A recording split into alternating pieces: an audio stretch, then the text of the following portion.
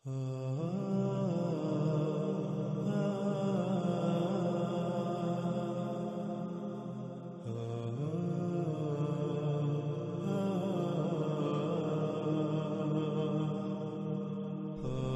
Screen پر آپ کو سورہ الاعراف کی آیت نمبر 123 نظر آ رہی ہے۔ اس آیت میں دیکھیں تو اس میں کیا ہے؟ کہا فرعون نے، تم نے اس کی دعوت کو تسلیم کر لیا اس سے پہلے کہ میں تمہیں اس کی اجازت دیتا، میں تمہیں اس کا حکم دیتا؟ نہیں ہے یہ، مگر یہ کیا ہے؟ یہ ایک منصوبہ بندی ہے جو تم نے منصوبہ بندی کی ہے مدینہ میں، مدینہ کے جو اہل ہیں ان کو مدینہ سے نکالنے کے لیے، پس جلد ہی تمہیں اپنے اس کیے کا علم ہو جائے گا۔ ناظرین، اس آیت میں یہ سمجھا جاتا ہے کہ فرعون نے یہ کہا کہ تم نے مدینہ میں منصوبہ بندی، یہ سارا کچھ منصوبہ بندی کے تحت کیا تاکہ جو مدینہ کے اہل ہیں یعنی کہ آل فرعون ان کو مدینہ سے نکال دیا جائے اور پیچھے مدینہ پر خود قبضہ کر لیا جائے۔ یعنی کہ آج اکثریت یہ سمجھتی ہے کہ لفظ مدینہ کا استعمال فرعون نے کیا، حالانکہ حقیقت یہ نہیں ہے، کیونکہ سب سے پہلی بات یہ کہ اب غور کریں کہ کیا فرعون کی زبان عربی تھی؟ کیا اس وقت مصر میں عربی بولی جاتی تھی؟ جب فرعون کی زبان عربی تھی ہی نہیں تو پھر فرعون لفظ مدینہ کس طرح استعمال کر سکتا ہے؟ ناظرین، قرآن ان قوموں کا یا فرعون کا کلام نہیں ہے، قرآن اللہ کا کلام ہے۔ ماضی میں جو حالات و واقعات پیش آئے، جو کچھ ہوا، اللہ سبحانہ و تعالیٰ نے اسے اپنے الفاظ میں بیان کیا، اپنے الفاظ میں، اور قرآن الحکیم ہے۔ اللہ سبحانہ و تعالیٰ نے جو الفاظ استعمال کیے ان میں انتہائی حکمت ہے، ان میں بہت گہرائی ہے، وہ بہت سارے حقائق کو کھولتے ہیں، ان میں بہت سے حقائق پوشیدہ ہیں۔ اس لیے فرعون نے یہ نہیں کہا مدینہ، بلکہ فرعون نے تو اس وقت یہی کہا کہ تم نے یہاں جہاں فرعون کی حکومت ہے مصر میں، جو کہ اس وقت کریا تھی، مصر کریا تھا، تم نے یہاں مصر سے، یہاں جہاں آل فرعون کی حکومت ہے، آل فرعون کو یہاں سے نکالنے کے لیے، نکلوانے کے لیے تم نے یہ ساری منصوبہ بندی کے تحت یہ سب کچھ کیا۔ اپنے وہ سائنسدانوں کو کہہ رہا ہے۔ قرآن اللہ کا کلام ہے، آج قرآن میں اللہ سبحانہ تعالیٰ نے وہاں پر لفظ مدینہ استعمال کیا۔ کیوں لفظ مدینہ استعمال کیا یہ بعد کی بات ہے، اس پر آنے والی ایک سال میں تفصیل سے بات کریں گے، لیکن یہاں یہ دیکھنا ہے کہ اس آیت میں لفظ مدینہ آیا تو ناظرین غور کریں یہ کس مدینہ کا ذکر ہے۔ اگر مدینہ سے مراد یہی بستی ہے جو سعودی عرب میں موجود ہے، جس کا نام یثرب ہے، جس کو آج اکثریت مدینہ مدینہ کہتی ہے، تو پھر کیا آل فرعون کی حکومت یہاں تھی؟ موسیٰ علیہ السلام کو یہاں بھیجا گیا؟ کیا اس مدینے کا ذکر ہو رہا ہے؟ پھر اسی طرح جب ہم آگے بڑھیں تو آگے آپ کو مزید آیات ملیں گی۔ سورہ یوسف کی آیت نمبر 30 میں بھی آپ کو لفظ مدینہ ملے گا۔ یوسف علیہ السلام کہاں تھے، کہاں پر ان کو حکومتی عہدہ ملا؟ یہ سب جانتے ہیں کہ مصر کی بات ہے۔ یوسف علیہ السلام مصر میں گئے، وہ بکتے بکاتے مصر میں پہنچ گئے۔ مصر کے جو اعلی حکومتی عہدیدار ہے اس نے انہیں پالا، اس نے انہیں بڑا کیا۔ تو ناظرین اب غور کریں کہ یہاں بھی جب اللہ سبحانہ نے لفظ مدینہ استعمال کیا، اگر مدینہ سے مراد یہی بستی ہے، یہی شہر ہے، بلد ہے جسے آج آپ مدینہ کہتے ہیں، جو سعودی عرب موجود ہے، تو کیا یہ واقعہ یا یوسف علیہ السلام اس مدینہ میں آئے؟ کیا یہ واقعہ اس مدینہ کا ہے؟ اسی طرح آپ سورہ الکہف میں دیکھتے ہیں کہ اصحاب کہف کا واقعہ، اس واقعے میں بھی جب آپ دیکھیں تو اس میں بھی لفظ مدینہ کا استعمال ہوا۔ تو ناظرین غور کریں پھر وہی سوال کہ کیا اصحاب کہف اس مدینے میں تھے جسے آج آپ مدینہ کہتے ہیں، یا پھر اللہ سبحانہ تعالیٰ کس بستی کو، کس خطے کو مدینہ کہہ رہے ہیں؟ یعنی کہ اس وقت اسے مدینہ نہیں کہا جاتا تھا، یا فرعون کے وقت بھی مصر کو مدینہ نہیں کہا جاتا تھا، مصر ہی کہا جاتا تھا۔ اب اللہ تعالیٰ اسے یا تو کریا کہیں گے یا پھر مدینہ کہیں گے۔ جب تک وہاں فرعون کی حکومت تھی تو تب تک یعنی فرعون جب تک وہاں کا رب تھا تو وہ مدینہ نہیں، وہ کریا ہے۔ پھر جب وہاں رب اللہ کو بنا لیا جاتا ہے، اللہ رب بن جاتا ہے، تو وہ مدینہ کہلائے گا۔ اس لیے اللہ سبحانہ تعالیٰ نے وہاں پر مدینہ لفظ استعمال کیا۔ جب مصر ظاہری طور پر تو ابھی فرعون کے ہاتھ میں تھا، لیکن حقیقت یہ تھی کہ اب فرعون کا انجام اس کے سر پر آ چکا ہے، مدینہ یعنی مصر جو ہے فرعون کے ہاتھوں سے نکل چکا ہے، اب مصر جو ہے وہ مدینہ بن چکا ہے اللہ کے قانون میں۔ بالکل اس طرح ناظرین غور کریں قرآن میں باقی جتنے بھی مقامات ہیں ان پر جو مدینہ کا ذکر آیا، ان میں جو مدینہ کا ذکر آیا، کیا وہ اس مدینہ کا ذکر ہے؟ جیسے سورہ الکہف میں دیکھیں موسیٰ علیہ السلام اور اللہ کے جو عبد ہیں ان کا واقعہ ہے، تو اس میں کیا ہے، انہوں نے جو ایک دیوار جو ہے وہ سیدھی کی، تو انہوں نے کیا کہا، یہ دیوار کن دو لڑکوں کی ہے؟ جو یتیم ہیں، وہاں بھی لفظ مدینہ کا آیت میں آپ دیکھ سکتے ہیں۔ تو کیا وہ موسیٰ علیہ السلام اور اللہ کے عبد کیا وہ اس مدینہ میں آئے تھے جسے آج آپ مدینہ کہتے ہیں، جو سعودی عرب کی بستی ہے؟ اب غور کریں کہ کیا اس وقت کے لوگ اسے مدینہ کہتے ہوں گے؟ نہیں، بلکہ قرآن میں اللہ سبحانہ وتعالیٰ اسے مدینہ کہہ رہے ہیں۔ وہ بستی جو ہے وہ کسی اور نام سے جانی پہچانی جاتی تھی۔ جیسے مثال کے طور پر آج آپ مختلف نام استعمال کرتے ہیں، کابل، کراچی، لاہور، فلاں فلاں، اس طرح جو نام استعمال کرتے ہیں، کل کو جب مثال کے طور پر آپ تصور کریں کہ اگر دنیا، یعنی کہ اگر ساتھ نہ آنی ہو، دنیا آگے اور چلنی ہو، اور امت نے آنا ہو، اور قوم نے آنا ہو، یہ قوم جب ہلاک ہو، یہ امت جب ختم ہو، تو آگے آنے والی قوم کو جب اللہ تعالیٰ ہدایات دیں تو اللہ تعالیٰ کیا بتائیں گے؟ کیا اللہ تعالیٰ یہ کہیں گے کابل میں ایسا ہوا تھا؟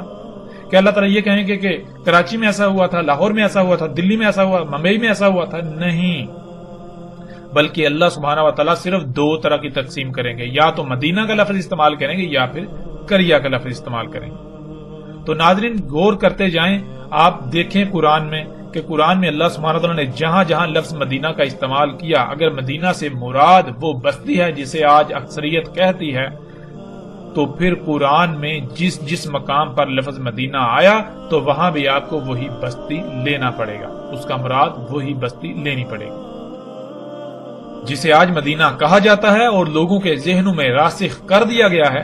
حقیقت یہ ہے کہ وہ آج ام القریہ ہے، ام القریہ میں سے ایک قریہ ہے، یعنی ایسی بستی جہاں اللہ کا دین قائم نہیں ہے، جہاں فطرت نہیں بلکہ فطرت کی ضد ہے، اللہ کی مخلوقات تبدیل شدہ ہے، تمام کی تمام تبدیل شدہ مخلوقات ہیں، اللہ کی مخلوقات نہیں ہیں، جہاں دجال دندناتا پھر رہا ہے۔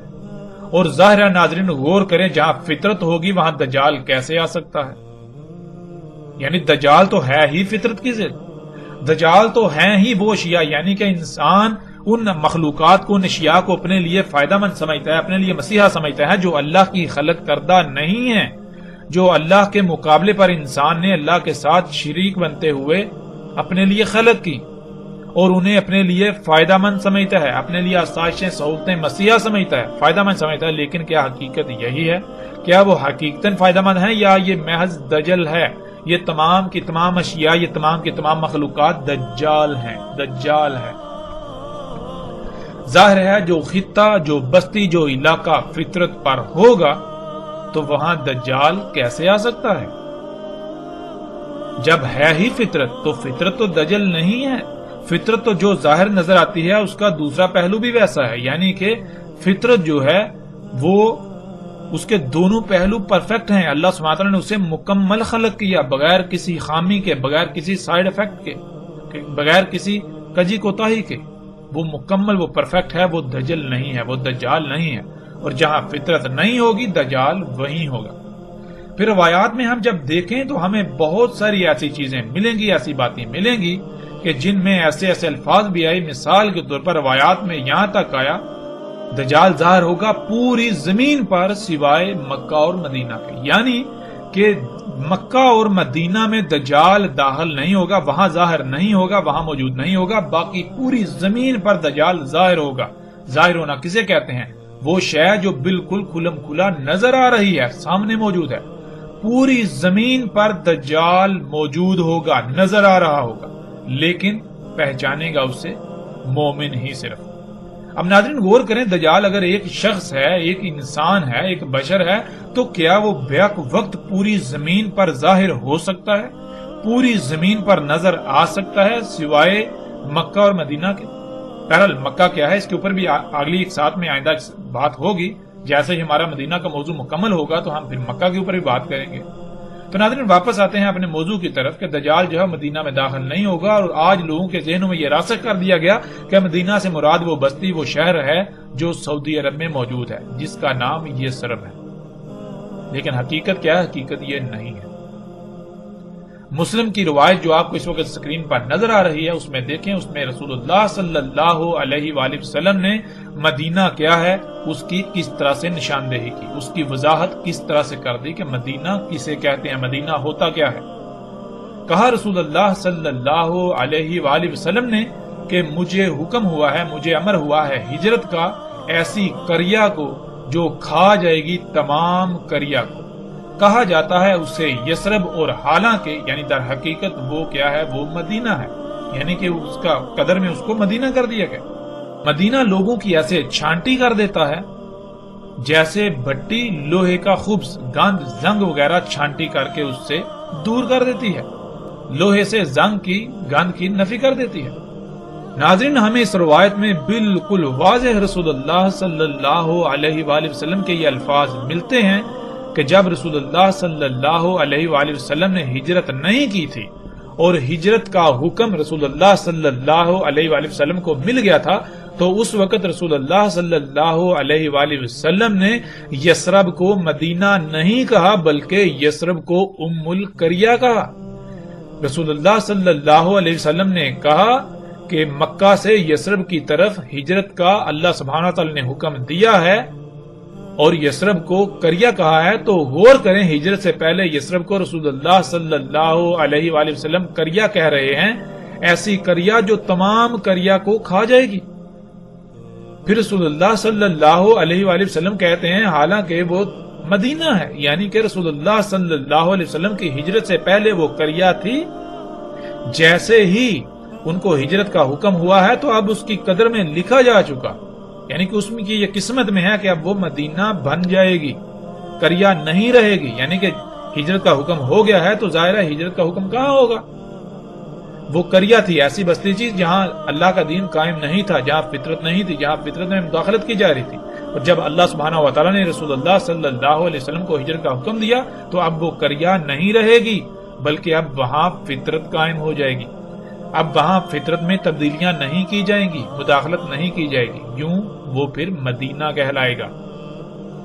پھر وہ مدینہ کیا ہے؟ رسول اللہ صلی اللہ علیہ وسلم نے کہا تھا کہ وہ تمام قریہ کو کھا جائے گی، یعنی جب یثرب جو کہ ام القریہ ہے وہ قریہ سے مدینہ بن جائے گی، یہاں یعنی دین قائم ہو جائے گا، وہاں دین قائم ہو جائے گا تو وہ قریہ سے مدینہ بن جائے گا، پھر وہی مدینہ آس پاس کی تمام قریہ کو کھا جائے گا، یعنی قریہ کا وجود مٹا دے گا۔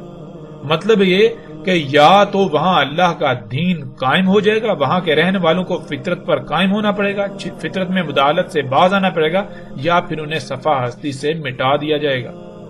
یہ تھا اس قریہ کا تمام قریہ کو کھانا۔ اور ناظرین حقیقت دیکھیں، کیا ایسا نہیں ہوا؟ ذرا غور تو کریں، کیا ایسا نہیں ہوا؟ لیکن اگر ہم مدینہ سے مراد یثرب کو لے لیں تو سوال یہ پیدا ہوتا ہے کہ پھر رسول اللہ صلی اللہ علیہ وآلہ وسلم نے ہجرت سے پہلے مدینہ کیوں نہیں کہا تھا؟ یعنی رسول اللہ صلی اللہ علیہ وسلم نے ہجرت سے پہلے اسے مدینہ نہیں بلکہ قریہ کہا،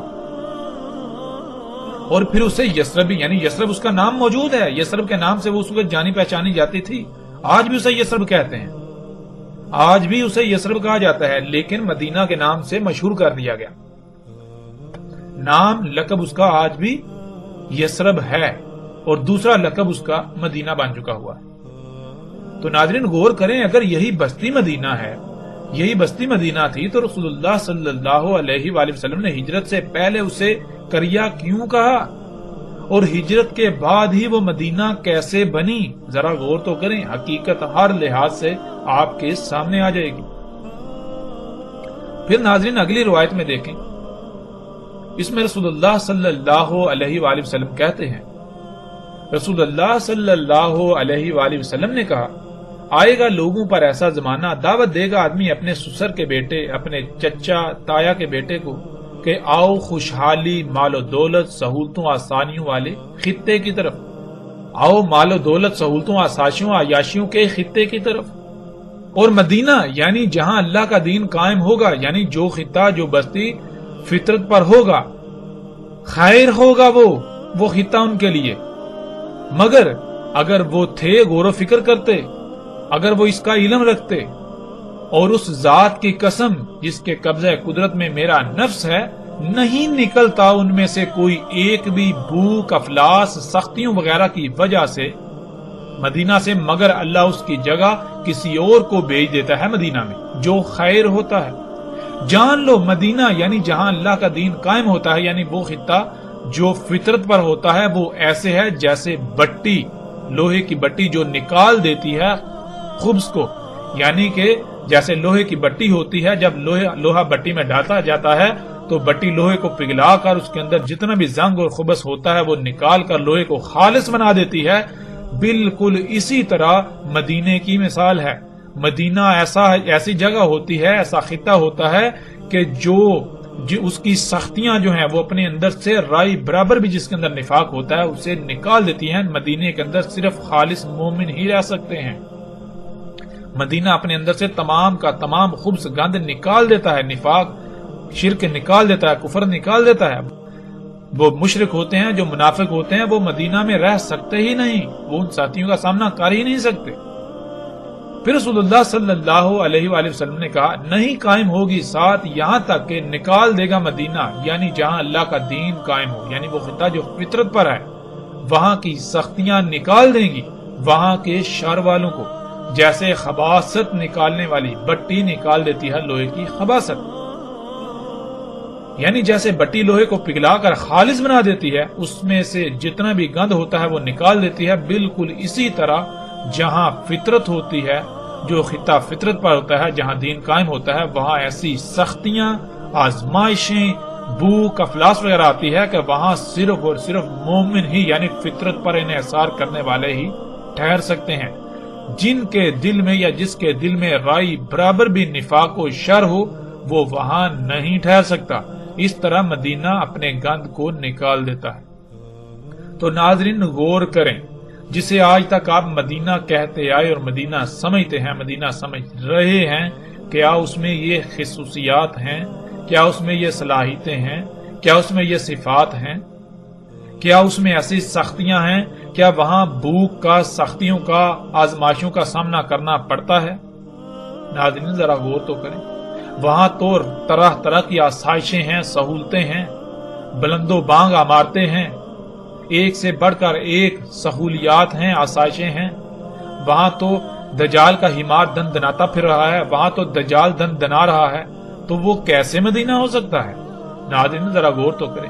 اس کے برعکس غور کریں، جب دجال آیا، یہ جب آسائشیں، سہولتیں سامنے آئیں، جن کو یہ لوگ جو ہے دجال کو، ان مخلوقات، ان اشیاء کو، یہ انسان کے اپنے ہاتھوں سے خلق کی ہوئی اشیاء کو سہولتوں، آسائشوں کا نام دیتے ہیں، جب اس طرح کے یہ جدید معاشرے وجود میں آئے تو کیسے لوگوں نے ان مقامات کو چھوڑ کر ان مقامات کی طرف ہجرت کی؟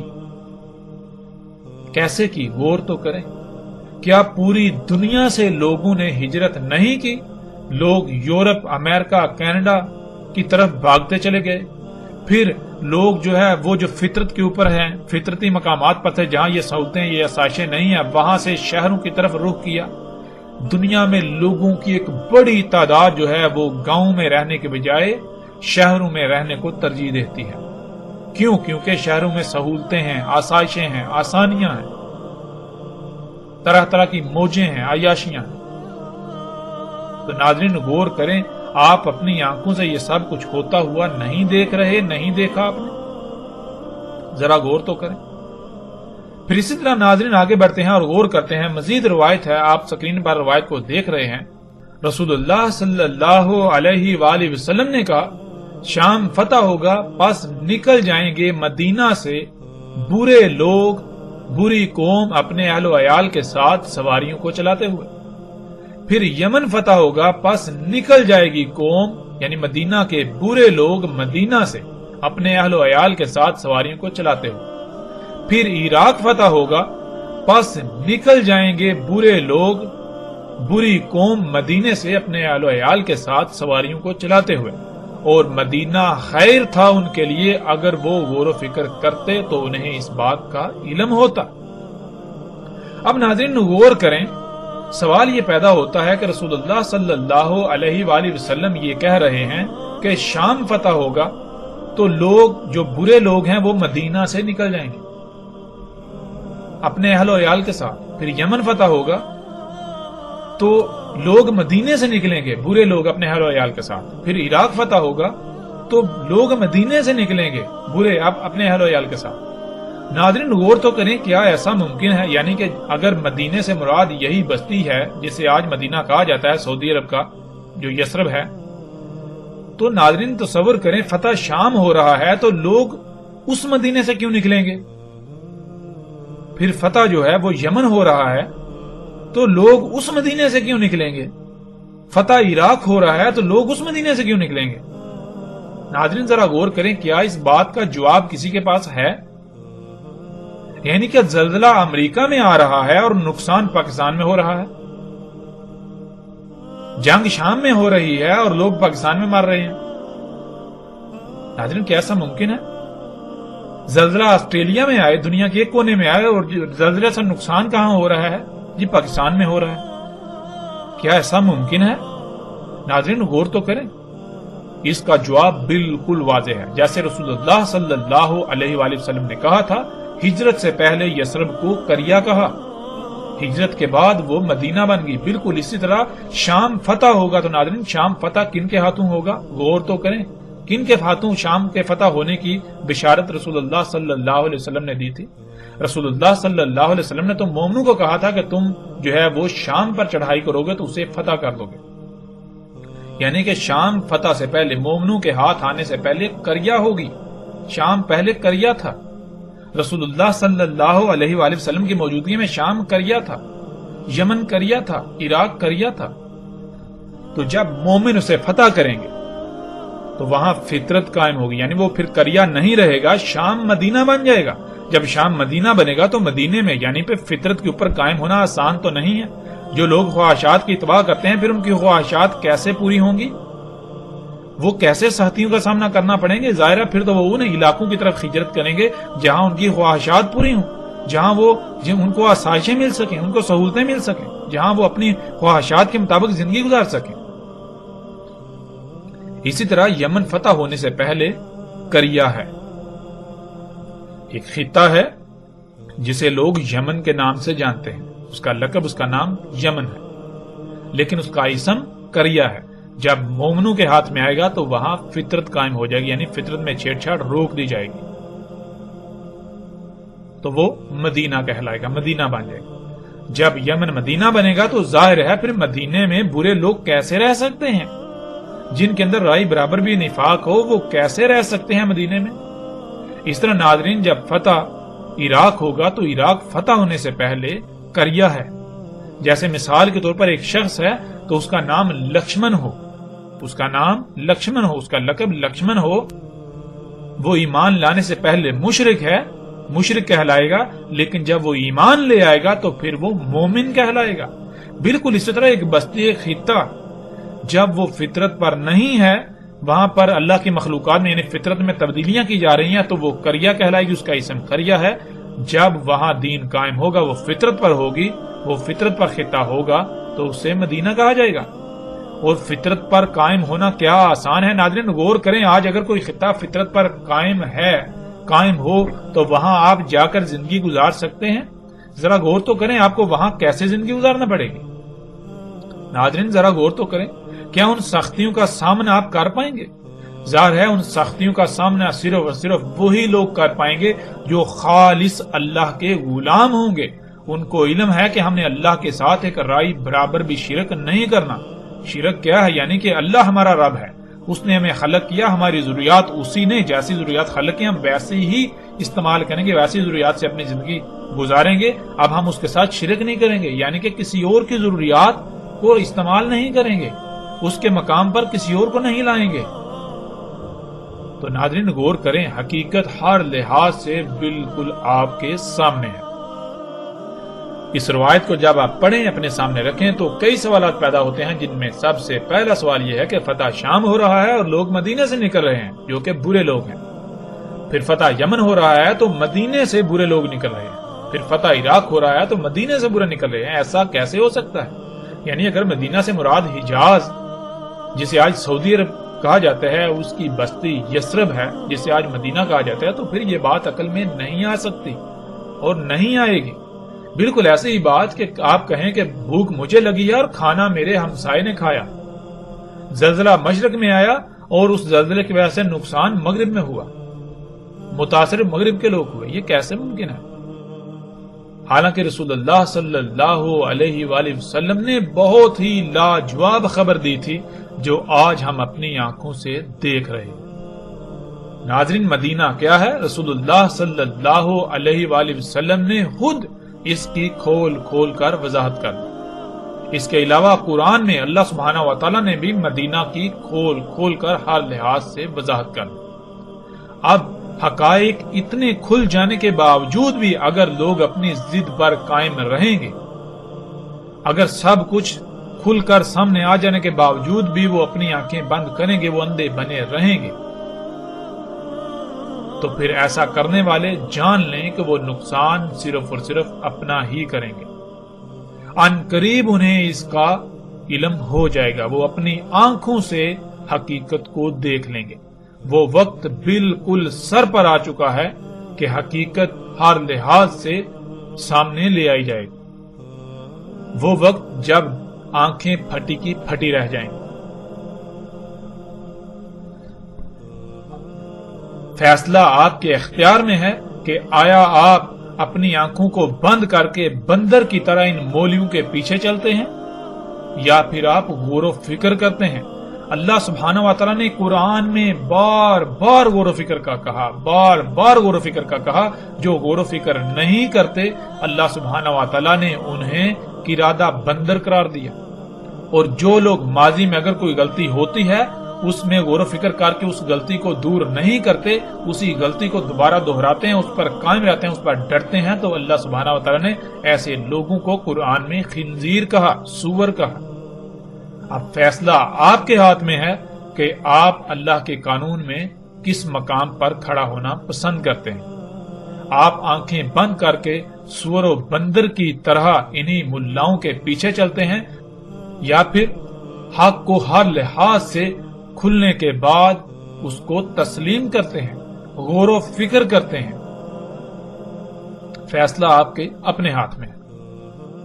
کئی روایات میں رسول اللہ صلی اللہ علیہ وآلہ وسلم نے اسی وقت کے بارے میں کہا تھا، اس وقت دین پر قائم ہونا ایسے ہی ہوگا جیسے کہ جلتا ہوا انگارہ اپنی مٹھی میں لینا۔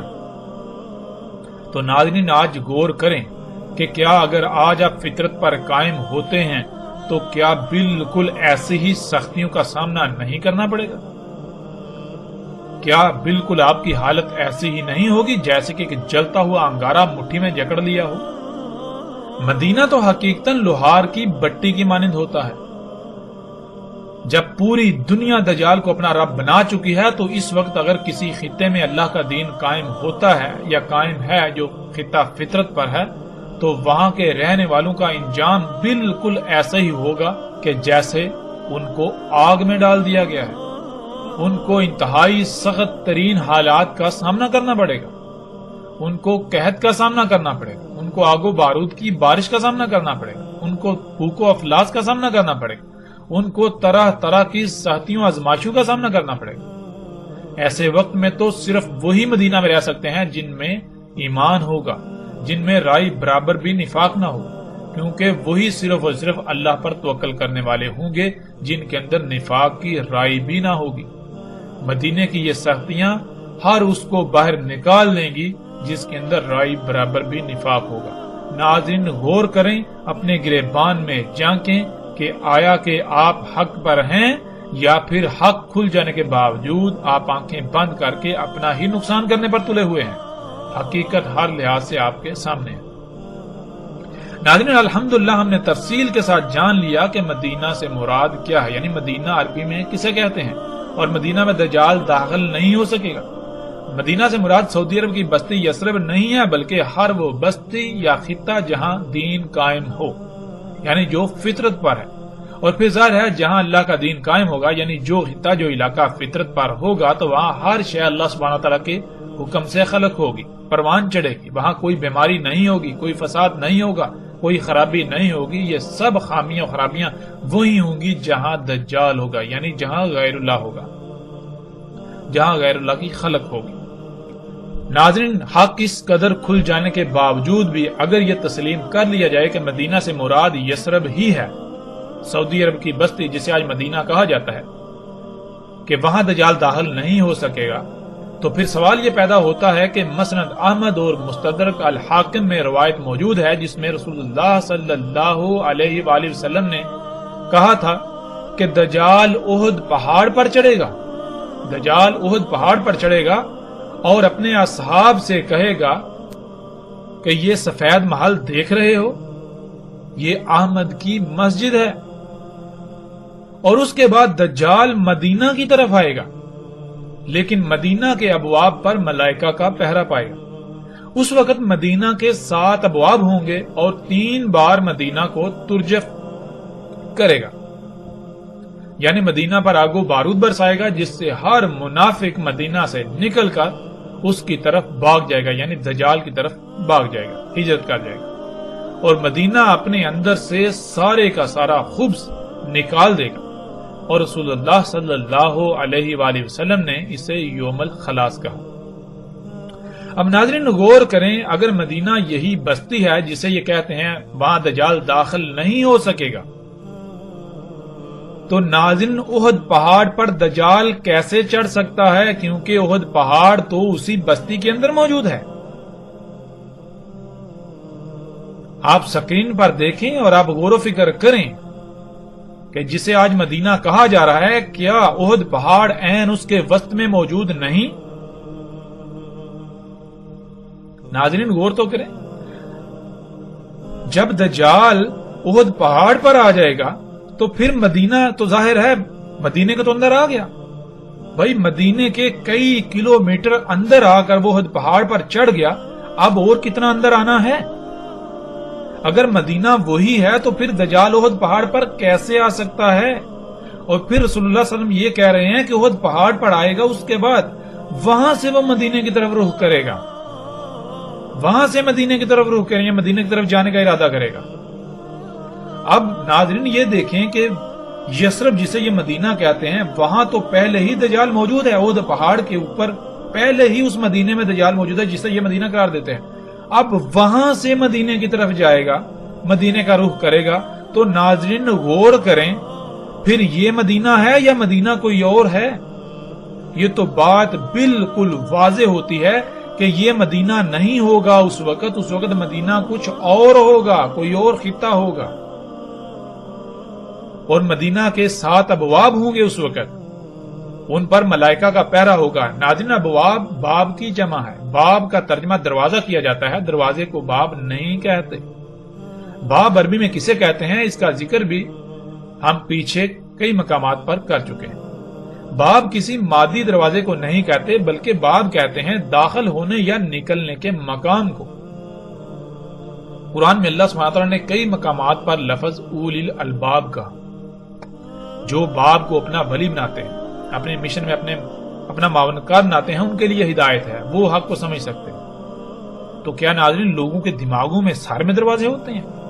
اس طرح کے دروازے مادی دروازے ہوتے ہیں؟ نہیں۔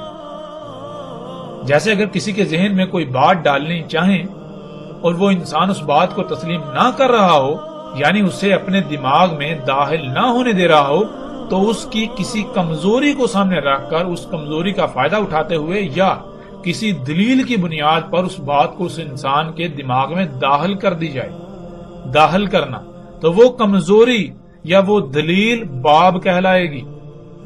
دجال یعنی یہ ٹیکنالوجی، یہ ایجادات مدینہ جہاں دین قائم ہے، جو فطرت ہے، وہاں داخل ہونے کی کوشش کرے گا تو 7 ویک پوائنٹ ہوں گے، یعنی 7 رستے ہوں گے، 7 باب ہوں گے، یعنی کہ ٹیکنالوجی کے وہاں داخل ہونے کے 7 رستے ہوں گے، 7 ایسے پوائنٹس ہوں گے، 7 ایسی کمزوریاں ہوں گی، یعنی کہ مدینے کے 7 ویک پوائنٹس ہوں گے جن کا فائدہ اٹھاتے ہوئے یہ مخلوقات وہاں داخل ہوں گی، داخل ہونے کی کوشش کریں گی۔ ایسا ہرگز نہیں ہے کہ وہ 7 فزیکلی دروازے مادی دروازے، نہیں، بالکل نہیں۔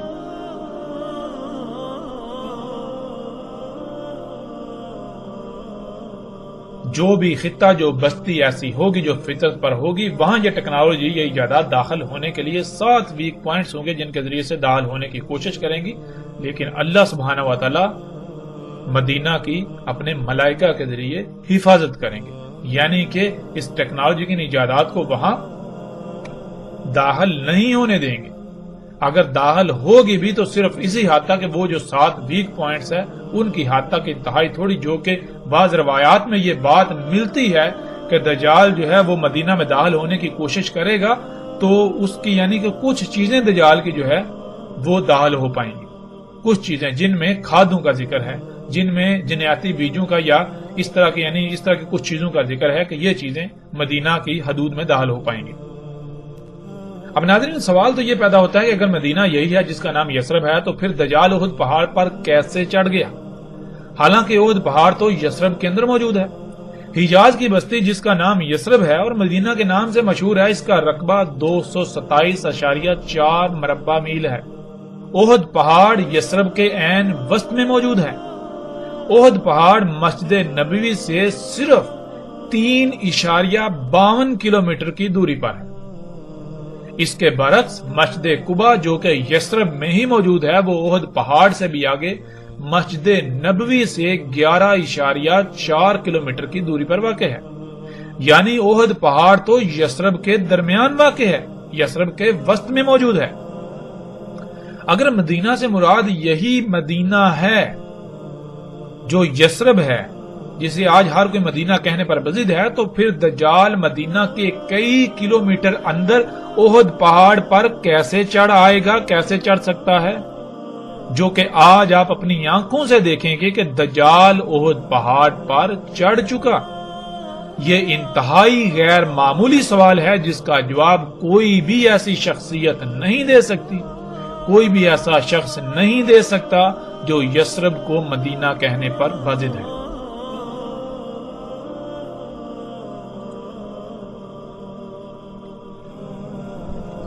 ناظرین جیسے جیسے ہم آگے بڑھیں گے تو آگے ایسی روایات بھی آئیں گی جن میں رسول اللہ صلی اللہ علیہ وآلہ وسلم کے یہ الفاظ ملیں گے کہ رسول اللہ صلی اللہ علیہ وآلہ وسلم نے اس وقت کے بارے میں کہا تھا کہ اس وقت الحجاز سے نکل جانا. تم کیا کرنا؟ حجاز سے ہجرت کر جانا، وہاں سے نکل جانا، وہاں نہ رہنا، وہاں سے اپنے اہل و عیال کو لے کر نکل جانا.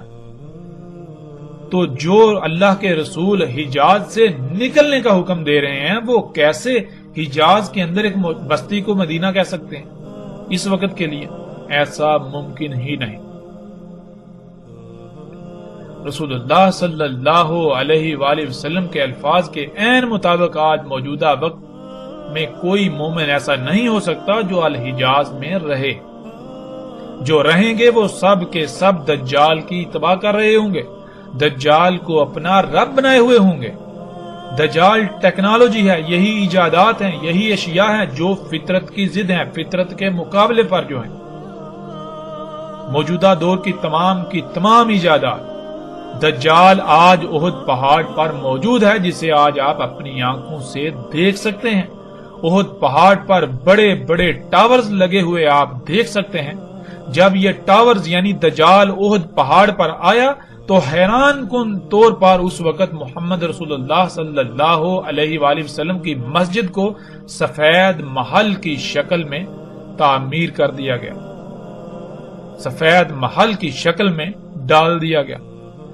جب تک دجال یعنی یہ ٹیکنالوجی احد پہاڑ پر نہیں آئی تھی تب تک مسجد نبوی سفید محل کی طرح نظر نہیں آتی تھی، اور دجال کے اصحاب جو کہ ٹیکنالوجی کو اپنا رب بنائے ہوئے ہیں آج احد پہاڑ پر چڑھتے ہیں تو بالکل سامنے یعنی کہ احد پہاڑ کے اوپر دجال بھی موجود ہے اور اس کو رب بنانے والے جو اس کے اصحاب ہیں وہ بھی موجود ہیں. تو بالکل سامنے مسجد نبوی سفید محل کی طرح دیکھتے ہیں، ان کو سفید محل کی طرح مسجد نبوی نظر آ رہی ہوتی ہے. اے اللہ کے رسول محمد صلی اللہ علیہ وآلہ وسلم، آپ نے سچ کہا تھا، آپ نے سچ کہا تھا. اے اللہ کے رسول محمد رسول اللہ صلی اللہ علیہ وآلہ وسلم، آپ نے ایک ایک لفظ سچ کہا تھا اور میں آپ کی ایک ایک بات کی تصدیق کر رہا ہوں. میں نے آپ کی ایک ایک بات کی تصدیق کر دی. اب اگر کوئی تسلیم کرتا ہے تو تسلیم کرے، اگر کوئی تسلیم نہیں کرتا تو تسلیم نہ کرے۔ ان قریب اللہ سبحانہ و تعالیٰ اپنا فیصلہ سنانے ہی والے ہیں۔ ناظرین، آپ سکرین پر نظر آنے والی تصاویر میں دیکھ سکتے ہیں کہ دجال کے اصحاب، دجال کے ساتھی، یعنی جن لوگوں نے دجال کو اپنا رب بنایا ہوا ہے، جو اپنی ضروریات کو پورا کرنے کے لیے انہی مصنوعی اشیاء پر توکل کرتے ہیں، انہی پر انحصار کرتے ہیں، انہی سے اپنی ضروریات پوری کرتے ہیں، وہ جب احد پہاڑ پر چڑھتے ہیں تو وہ سامنے مسجد نبوی کو بالکل سفید محل کی طرح دیکھتے ہیں۔ آج مسجد نبوی احد پہاڑ سے بالکل سفید محل کی طرح نظر آتی ہے۔ سیٹلائٹ سے لی گئی تصاویر بھی آپ کے سامنے ہیں۔ آپ گوگل ارتھ سے سیٹلائٹ سے لی گئی تصویر کو بھی خود اپنی آنکھوں سے دیکھ سکتے ہیں اور احد پہاڑ پر کھڑے ہو کر بھی اپنی آنکھوں سے یہ مشاہدہ کر سکتے ہیں۔ یثرب میں آج ہر طرف ٹیکنالوجی یعنی دجال دندناتا نظر آتا ہے۔ آج یثرب مدینہ نہیں بلکہ کریا ہے، اور کریا نہیں بلکہ ام القریہ ہے۔ جو کریا ہے ان کی ماں ہے یہ۔ جیسے رسول اللہ صلی اللہ علیہ وآلہ وسلم نے کہا تھا کہ دین اجنبی تھا اور عنقریب دوبارہ اجنبی ہو جائے گا، تو جب دین اجنبی تھا رسول اللہ صلی اللہ علیہ وآلہ وسلم کی بعثت سے پہلے، جب دین اجنبی تھا تو اس وقت یثرب کریا تھی، تو پھر جب دوبارہ دین اجنبی ہو جائے گا تو کیا یثرب مدینہ رہے گا یا پھر کریا بن جائے گا؟ ناظرین، جس زاویے سے، جس پہلو سے بھی آپ غور کریں، حقیقت آپ کے بالکل سامنے ہے۔ جب دین دوبارہ اپنی اسی حالت میں لوٹ جائے گا تو پھر یثرب کیسے مدینہ رہ سکتا ہے؟ پھر یثرب کس طرح مدینہ ہو سکتا ہے؟ ذرا غور تو کریں۔ ناظرین، حقائق ہر لحاظ سے آپ کے سامنے ہیں۔ اس کے علاوہ بھی بہت سے دلائل ہیں، لیکن اگر ہم ان پر بات کریں گے تو ہمارا موضوع مزید لمبا ہو جائے گا۔ اب تک جو حقائق ہم سامنے لا چکے ہیں، ہم یہ بات ہر لحاظ سے ثابت کر چکے ہیں کہ سعودی عرب کی بستی، سعودی عرب کا شہر مدینہ نہیں ہے، اور دنیا کی کوئی طاقت ہماری اس بات کا رد نہیں کر سکتی۔ دنیا کا کوئی شخص اس کا رد نہیں کر سکتا۔ دنیا کا کوئی شخص، دنیا کا کوئی ایک بھی شخص، دنیا کی کوئی طاقت اس یثرب کو مدینہ ثابت نہیں کر سکتی۔ اللہ کے فضل سے جن لوگوں نے آج تک گمراہ کیا، ان کی حقیقت آپ کے بالکل سامنے آ چکی۔ جیسے جیسے ہم آگے بڑھیں گے تو اللہ کے فضل سے مزید ایسے ایسے حقائق آپ کے سامنے آئیں گے کہ آپ دنگ رہ جائیں گے، آپ چونک جائیں گے کہ ان حقائق کو آپ سے کیوں چھپایا گیا۔ بہرحال اس میں صرف اس طبقے کا ہی قصور نہیں، اس میں آپ کا بھی قصور ہے کہ آپ بندروں کی طرح ان لوگوں کے پیچھے پیچھے اس طرح چلتے ہیں کہ جیسے بندر کسی کی نقل کرتا ہے، خود سے غور و فکر نہیں کرتا۔ آپ بھی خود سے غور و فکر نہیں کرتے۔ آپ اپنی آنکھیں بند کر کے ان لوگوں پر اس طرح اعتماد کر رہے ہیں کہ جیسے کہ یہ اللہ کے بھیجے ہوئے ہیں، یہ اللہ کے رسول ہیں۔ جب یہ اللہ کے رسول نہیں ہیں تو آپ کیوں ان لوگوں پر اعتماد کر رہے ہیں آنکھیں بند کر؟ آپ خود سے غور و فکر کیوں نہیں کرتے؟ قرآن میں اللہ سبحانہ وتعالی نے بار بار بار بار اس کے اوپر زور دیا کہ غور و فکر کرو، غور و فکر کرو، غور و فکر کرو، اندھوں کی طرح اپنے آباء و اجداد کے پیچھے نہ چلو، ان لوگوں کے پیچھے نہ چلو۔ تو ناظرین، پھر قصور کس کا؟ قصور اس طبقے سے بڑھ کر تو پھر آپ کا اپنا بن جاتا ہے۔ ذرا غور تو کریں۔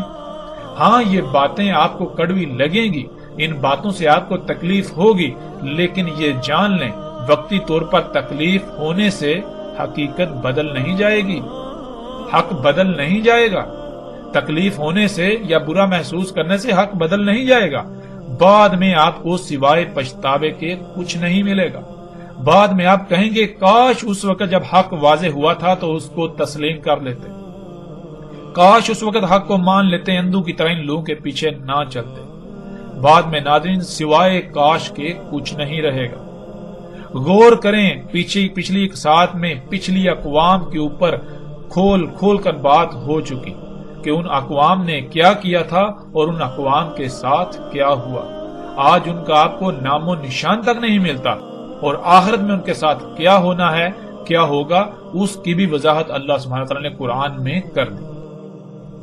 ناظرین، کہیں ایسا نہ ہو کہ آپ حق ہر لحاظ سے کھل کر واضح ہو جانے کے باوجود بھی اپنی خواہشات کی ہی اتباع میں اپنے آپ کو نشان عبرت بنوا بیٹھیں، دنیا اور آخرت میں انتہائی ہلاکت خیز سودا کر بیٹھیں۔ فیصلہ آپ کے ہاتھ میں ہے، حق ہر لحاظ سے کھل کر آپ کے سامنے آ چکا، اب آپ چاہیں تو اسے تسلیم کریں اور چاہیں تو اس سے انکار کر دیں۔ ہمارا اس سے کوئی نقصان نہیں ہوگا۔ ہمارا مقصد نہ کوئی فرقہ بنانا ہے، ہمارا مقصد نہ کوئی گروہ بنانا ہے، ہمارا مقصد کچھ بھی ایسا نہیں ہے کہ جس سے ہمارا اپنا کوئی مفاد وابستہ ہو۔ ہمارا مقصد ہے تو صرف اور صرف یہ ہے کہ اللہ سبحانہ وتعالیٰ نے ہمارے اوپر یہ ذمہ داری عائد کی کہ ہم اس حق کو پہنچا دیں، اس دعوت کو پہنچا دیں، تو ہمارے ذمے صرف اور صرف اس پیغام کو، اس دعوت کو، اس حق کو پہنچا دینا ہے۔ اگر کوئی مانتا ہے تو وہ ہم پر احسان نہیں کرے گا، اور اگر کوئی نہیں مانتا تو وہ ہمارا نقصان بھی نہیں کرے گا۔ یہ بات ذہن میں رکھیں۔ باقی جن کو الزامات لگانے ہیں وہ جتنے جی چاہے دن رات کھل کر الزامات لگائیں۔ وقتی طور پر اس وقت تو وہ یہ سمجھیں گے کہ ہم بہت بڑا کارنامہ انجام دے رہے ہیں، ہمیں فتح حاصل ہو رہی ہے، ہم بہت بڑے مارکے انجام دے رہے ہیں، لیکن جب وقت اپنا فیصلہ سنائے گا تو پھر سوائے حسرت کے کچھ نہیں رہے گا، پھر سوائے پچھتاوے کے، پشیمانی کے کچھ ہاتھ نہیں آئے گا۔ اور ہم اللہ کے فضل سے جلد بازوں میں سے نہیں ہیں، ہم اجرت پسندوں میں سے نہیں ہیں، ہم تو وقت کا انتظار کرنے والے میں سے ہیں۔ ہم اس وقت کا انتظار کریں گے جب اللہ سبحانہ وتعالیٰ اپنا فیصلہ سنائے گا تو نتائج سامنے آئیں گے۔ ہم نتائج کی بنیاد پر فیصلہ کرنے والے ہیں، ہم وقتی طور پر حالات و واقعات کو سامنے رکھ کر فیصلہ کرنے والے نہیں ہیں۔ تو فیصلہ آپ کے اپنے ہاتھ میں ہے۔